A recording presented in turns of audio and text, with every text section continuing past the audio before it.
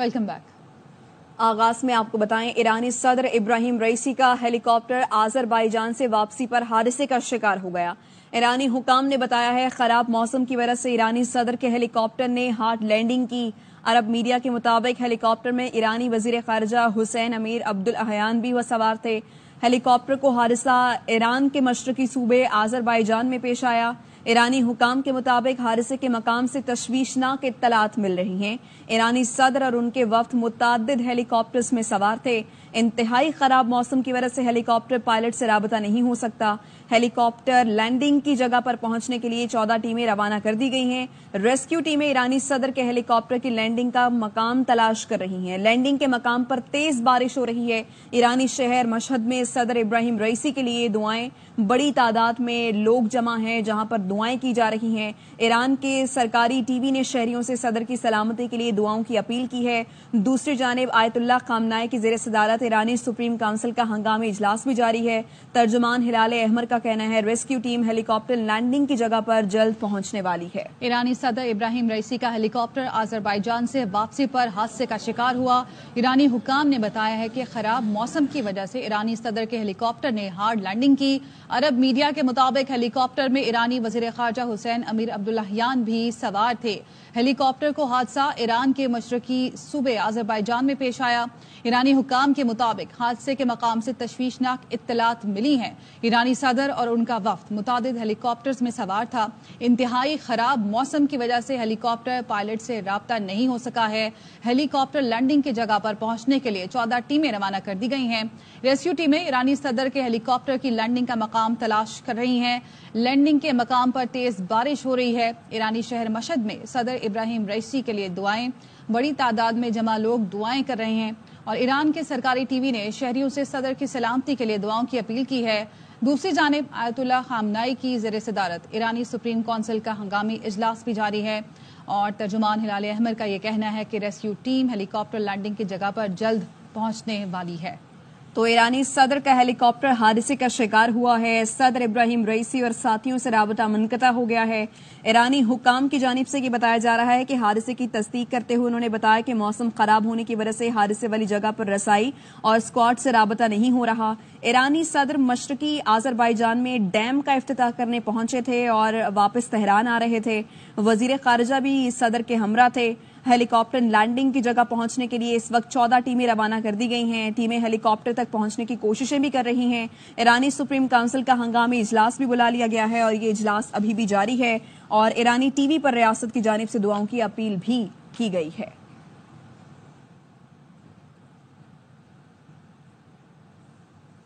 کرغزستان میں بلوائیوں کے حملے کے بعد مزید 360 پاکستانی طلبہ وطن واپس پہنچ گئے ہیں۔ بشکیک سے خصوصی پروازیں پاکستانی طلبہ کو لے کر اسلام آباد اور لاہور پہنچی ہیں۔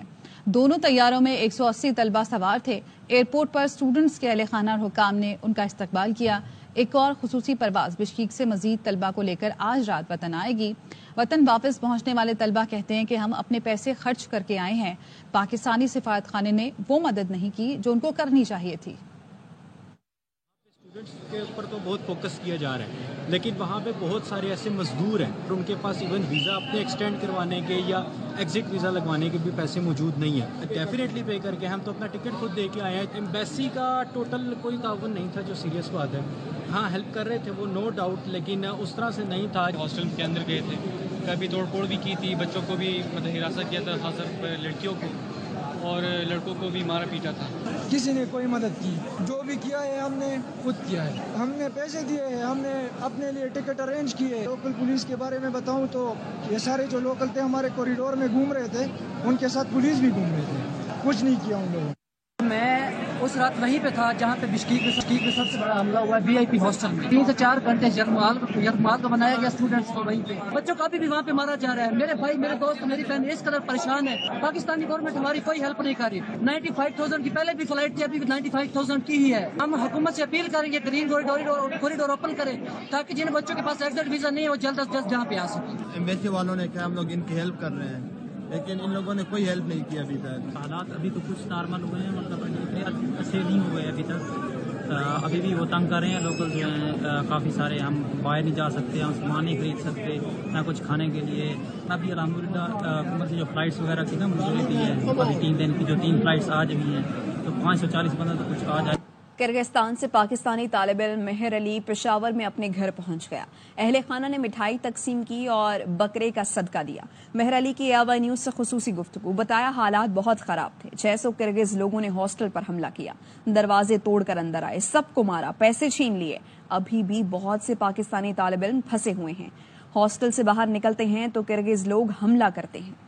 تو بہت خراب تھے, بہت لوگ بہت ٹرامس میں تھے, کیونکہ ہم پہ اٹیک ہوا ہے کہ ہاسٹل پہ تقریباً 600 بندہ ہیں, ہم پہ کرغز کے لوگ آئے ہیں. دروازے توڑے روم کے, وہ لوگ تو بچ گئے تھے جنہوں نے کبرڈز وغیرہ رکھ دیے تھے. تو ان لوگوں نے سب کو مارا ہے, مطلب جو بھی ان کو نظر آئے ان سے پیسے لیے, مارے پاکستانیوں کو. حالات ایسے تھے کہ باہر ہم نہیں نکل سکتے تھے. تو ہاسٹل والی مینجمنٹ والی جو تھے وہ ہمیں فوڈ وہ کر رہے تھے. اور ابھی بھی میرے بہت لوگ پھنسے ہوئے, کیونکہ باہر وہ لوگ نہیں جا سکتے ہیں کدھر بھی, کیونکہ اگر وہ لوگ باہر جائے تو وہ جو کرغزستان کے لوگ ہیں وہ ان پر اٹیک کرتے ہیں. اور میں بھی ابھی ٹراما میں ہوں, کیونکہ ابھی میں نہیں نکلے اس چیز سے. ابھی میری مینٹل ہیلتھ بہت خراب ہے اس چیز پہ. میں ابھی دماغ میں وہی چیزیں میری دماغ میں اور یہ جا رہی. آرمی چیف ہو گیا, پرائم منسٹر, انہوں چاہیے کہ وہ ڈائلاگ کے صورت میں ان کے ساتھ یہ مسئلہ حل کرے کہ یہ کب تک یہ مسئلہ ہوگا, کیونکہ یہ بہت ٹائم سے یہ شروع ہو رہا ہے اور یہ ابھی تک ہے. کرغزستان کے نائب وزیر اعظم نے غیر ملکی طلبہ پر حملے روکنے میں ناکامی کا اعتراف کر لیا. کرغزستان میں پاکستانی سفیر حسن زغم نے بشکیک میں کرغز نائب وزیر اعظم کے ساتھ غیر ملکی طلبہ کے ہاسٹل کا دورہ کیا. پاکستانی طلبہ سے گفتگو کرتے ہوئے کرغزستان کے نائب وزیر اعظم نے کہا کہ غیر ملکی طلبہ کو سیکیورٹی فراہم کرنا کرغز حکومت کی ذمہ داری تھی, جس میں بری طرح ناکام ہوئے. حملہ آوروں کی شناخت کر لی گئی ہے. کرغزستان میں بلوائیوں کے حملے میں کسی پاکستانی طالب علم کی موت ہوئی, نہ کسی طالبہ کا ریپ کیا گیا. نائب وزیر اعظم اسحاق ڈار کہتے ہیں ولاگرز کے ذریعے سوشل میڈیا پر پاکستانیوں کی ہلاکت کا پروپیگنڈا کیا گیا. بشکیک میں صورتحال قابو میں ہے. کرغزستان کے وزیر خارجہ کی درخواست پر دورہ ملتوی کیا. 130 پاکستانی گزشتہ روز وطن آ چکے. آج مزید 540 طلبہ واپس پہنچ رہے ہیں. وزیر خارجہ اسحاق ڈار شنگھائی تعاون تنظیم اجلاس کے دوران کرغز ہم منصب سے 21 مئی کو ملاقات کریں گے. Army chief general Syed Asim Munir سے Australian chief of defence forces کی ملاقات. ISPR نے بتایا ملاقات میں 2 طرفہ پیشہ ورانہ دلچسپی کے امور پر بات چیت کی گئی. عالمی اور علاقائی سلامتی کی صورتحال, افواج کے درمیان تعاون پر تبادلہ خیال ہوا. دونوں جانب سے فوجی سطح پر تعاون کو مزید وسعت دینے کی خواہش کا اظہار کیا گیا. Australian chief of defence forces نے انسداد دہشت گردی جنگ میں پاک فوج کی کامیابیوں کا اعتراف کیا. Australian chief of defence forces نے علاقائی امن و استحکام کے لیے پاک فوج کی کوششوں کو بھی سراہا.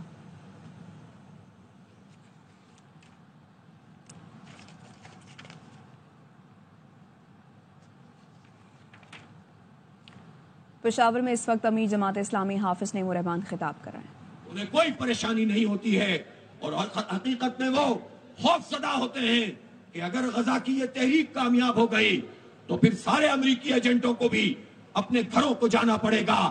امت کی بیداری کو کوئی نہیں روک سکے گا. لیکن وہ یہ بھول گئے ہیں کہ پرانا زمانہ گزر گیا ہے. یہ ایسا زمانہ ہے جس نے ایک تقسیم پیدا کر دی ہے, ظالم اور مظلوم کی تقسیم پیدا کر دی ہے. امریکہ کیا کرتا تھا؟ امریکہ ویتنام پہ حملہ کرتا تھا اور پھر اپنے لوگوں کو بے وقوف بناتا تھا.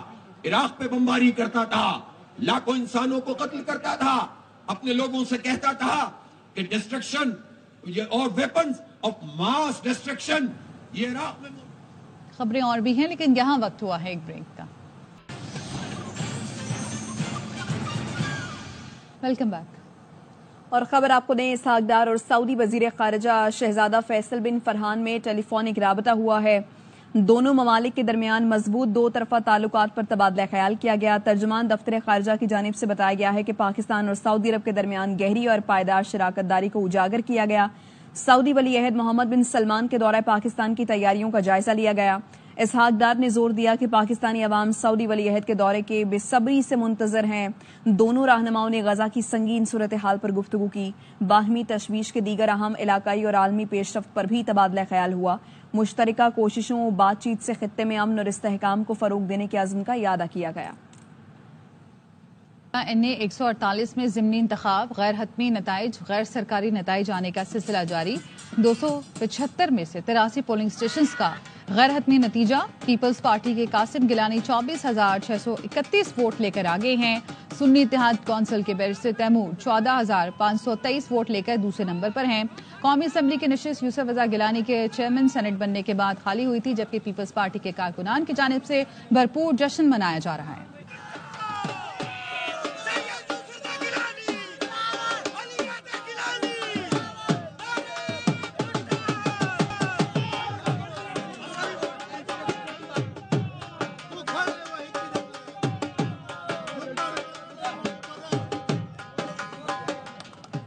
NA 148 سے سنی اتحاد کونسل کے امیدوار بیرسٹر تیمور ملک کہتے ہیں یہ کیا دھونس اور ڈرامہ ہے، اس سے بہتر ہے ملک میں مارشل لا لگا دیں۔ آپ کیا چاہتے ہیں؟ میرا جیسا نوجوان پاکستان سے کوئی امید نہ رکھے، اب بھی وقت ہے، رزلٹ دے دیں۔ آپ کیا چاہتے ہیں یار؟ آپ چاہتے ہیں کہ میرے جیسا پڑھا لکھا نوجوان، ایک شریف آدمی جو پاکستان کا کچھ کرنا چاہتا ہے، پاکستان کے عوام کے بارے میں کچھ سوچنا چاہتا ہے، نظام کو بہتر کرنا چاہتا ہے، آئین اور قانون کے لیے لڑنا چاہتا ہے، انصاف کے لیے لڑنا چاہتا ہے، وہ پاکستان سے کوئی امید نہ رکھے۔ یار آپ مارشل لا لگا دیں، ختم کر دیں بات۔ آپ مایوسی کیوں پھیلا رہے ہیں ملک کے اندر؟ ایک الیکشن تھا، پرامن طریقے سے، شفاف طریقے سے، غیر جانبدارانہ طریقے سے آپ رزلٹ دے دیتے۔ جو فارم 45 ہمارے پاس آ رہے ہیں، جو آپ کے پاس، اللہ کرے ایک جیسے ہوں، ہمیں رزلٹ دے دیں۔ اب تو وہ چیف جسٹس کو بھی دبنگ کہتے ہیں، لگتا ہے کچھ دنوں بعد آرمی چیف کو بھی دبنگ سپہ سالار کہیں گے۔ وزیر دفاع خواجہ آصف کہتے ہیں یہ لوگ قمر باجوہ کو تاحیات ایکسٹینشن دے رہے تھے، سوائے ملکی سالمیت، حفاظت اور خوشحالی کے اقتدار کی حوث میں بہت کچھ آفر کر سکتے ہیں۔ ہمارے مخالفوں نے جو اس ملک کے بھی مخالف ہیں، وہ اس وطن عزیز کا اپنے اقتدار کے بغیر تصور بھی نہیں کر سکتے اس کے وجود کا۔ وہ معاشی ابتری چاہتے ہیں تاکہ افراتفری کا عالم وہ پھیل جائے، ان کا جو احتساب ہو رہا ہے اس حساب سے کسی طرح ان کی جان چھوٹ جائے۔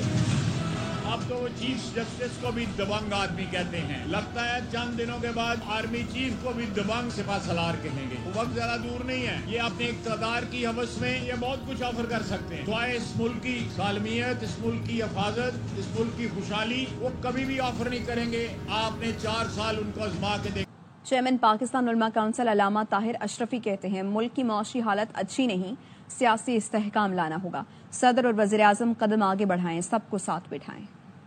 اس ملک کو ترقی کرنی ہے، سیاسی استحکام کی بھی ضرورت ہے۔ صدر مملکت سے اور وزیر اعظم سے ہماری درخواست ہے وہ سب کو بلائیں، جو نہیں آتے ان کو بھی بلایا جائے، پاکستان کی خاطر اکٹھے ہو جاؤ، پوری قوم ایک ہو کر معاشی مصائب اور مسائل سے نکلے۔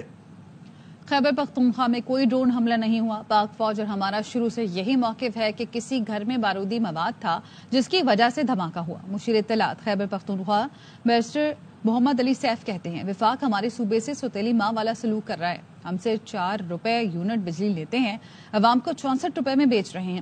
وزیر اعلیٰ نے اگر سخت زبان استعمال کی تو درست کی۔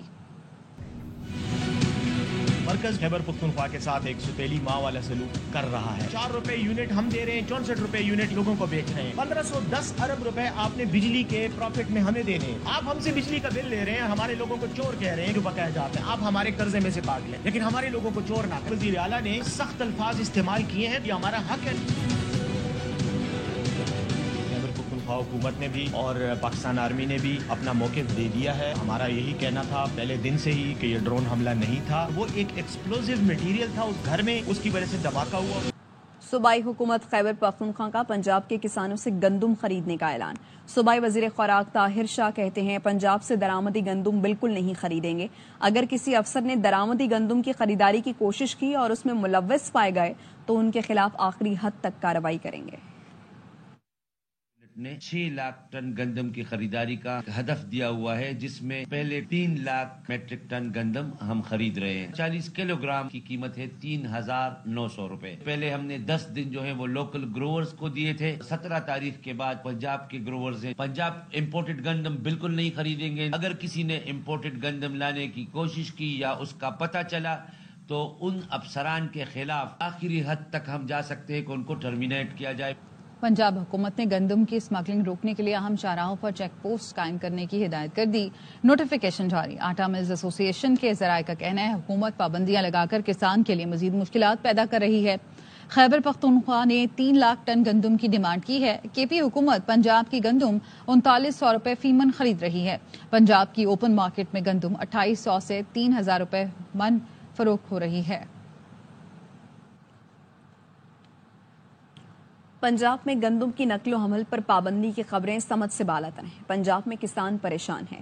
رہنما پی ٹی آئی اسد کیسر کہتے ہیں وزیر اعلیٰ مریم نواز وردیاں بدلنے میں لگی ہیں، ذاتی بغض اور حسد میں اپنے کسانوں کو نقصان پہنچا رہی ہیں۔ گندم درآمد کے انکوائری کے اعلانات سے کچھ حاصل نہیں ہوا، کچھ لوگوں کو بچانے کے لیے ڈرامہ کیا جا رہا ہے۔ پنجاب میں کسان بہت بری طرح پریشان ہے۔ کیا اسٹیٹ کی یہ ریسپانسبلٹی ہے کہ وہ عام لوگوں کی معاشی قتل کر کے چند لوگوں کو بخشے؟ اگر خیبر پختونخوا اسی ریٹ پہ یعنی 3900 پہ وہ خریداری چاہتے تو پنجاب حکومت کو تو فیسیلیٹیٹ کرنا چاہیے، کیونکہ ان کا تو مسئلہ حل ہو جاتا ہے۔ گندم کی نقل و حمل پہ جو پابندی لگائی ہے سمجھ سے بالاتر ہے۔ چیف منسٹر صاحبہ ہے جو کبھی ایک قسم کی وردی پہنتی ہے کبھی دوسری قسم کی وردی پہنتی ہے، اس کو کوئی ذہنی مسئلہ ہے کہ وہ ذاتی انتقام اور بغض اور حسد اور دشمنی میں اتنی آگے بڑھ رہی ہے کہ وہ اپنے کسانوں کو تکلیف بخش رہی ہے۔ کسان بھائیوں کو یقین دہانی دینا چاہتا ہوں کہ تحریک انصاف آپ کے ساتھ کڑی ہے۔ میں مطالبہ کرتا ہوں کہ پھر صوبائی نقل و حمل پہ گندم کی پابندی اس کو اٹھایا جائے۔ اظہر صدیق ایڈوکیٹ نے گندم اسکینڈل کی تحقیقات کے لیے نیب میں شکایت درج کرا دی۔ نیب کو بتایا غیر ضروری گندم امپورٹ سے ملک کو 300 ارب کا نقصان ہوا، معاملے کی فوری تحقیقات کر کے اسکینڈل میں ملوث افراد کے خلاف کارروائی کی جائے۔ شکایت میں سابق نگراں وزیر عبداللہ کوثر کا ARY نیوز کو انٹرویو کا حوالہ شامل کیا گیا۔ تھی تو درآمد کیوں کی گئی؟ انکوائری کمیٹی بنی لیکن رپورٹ نہ آئی، معاملہ نیب تک پہنچ گیا۔ اظہر صدیق ایڈوکیٹ نے گندم اسکینڈل کی تحقیقات کے لیے نیب میں شکایت درج کرا دی۔ ARY نیوز کے انٹرویو کا حوالہ شامل کیا گیا۔ شکایت میں لکھا گیا سابق نگراں وزیر عبداللہ کوثر نے ARY نیوز کو انٹرویو میں حقائق سامنے رکھ دیے۔ 40 لاکھ میٹرک ٹن گندم موجودگی کے باوجود مزید گندم درآمد کی گئی۔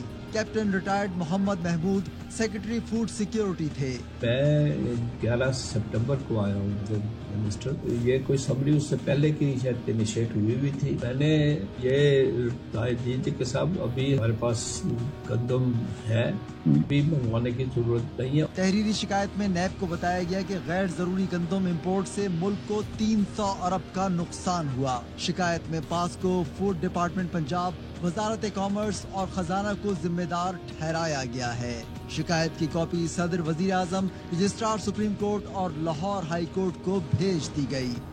واپس آئیں گے ایک بریک کے بعد، ہمارے ساتھ رہیے۔ Welcome back. گرمی بڑھتے ہی پشاور میں ہر طرف گوند کتیرا شربت کے چرچے، لوگ دور دراز علاقوں سے آ کر ٹھنڈا ٹھار شربت پیتے ہیں۔ گوند کتیرا شربت کو گرمی کا توڑ سمجھتے ہیں۔ شازیہ نثار کی رپورٹ میں دیکھیے۔ مشروب ہو تو ایسا جو نہ صرف آنکھوں کو اچھا لگے بلکہ فوائد کا سن کر شہری خود بخود گوند کتیرے کے شربت کی طرف پیچھے چلے آئے۔ میرا تعلق کراچی سے، میں جب بھی یہاں پشاور آتا ہوں شربت کو بڑے شوق سے پیتا ہوں۔ یہ جگر کی گرمی، مثانے کی جلن، بلڈ پریشر، دائمی قبض اور یرقان، کیل محاذی، پیروں کی سوزش، پیٹ کی جتنی بھی بیماری ہے، معدے کی بیماری، ان کو ختم کرتا ہے۔ گوند کتیرے کے شربت کو تیار کرنے کے لیے 15 اقسام کی اشیاء استعمال کی جاتی ہے۔ گوند کتیرے کا حکیمی شاہی شربت ہے۔ 58 سال سے ہمارا دادا، پھر میرا والد صاحب، ابھی میں، ہم یہ کام یہاں پہ کر رہے ہیں۔ اس شاہی حکیمی مشروب کو دودھ سمیت مختلف مشروبات میں مکس کر کے اس کو مزید ذائقہ دار بنایا جاتا ہے۔ گوند کتیرے کی شاہی حکیمی شربت نہ صرف ایک مشروب ہے بلکہ معدے کی جلن کو ختم کرنے کا ایک حکیمی نسخہ بھی ہے۔ کیمرہ مین ارشد خان کے ساتھ شازیہ نثار، ARY نیوز پشاور۔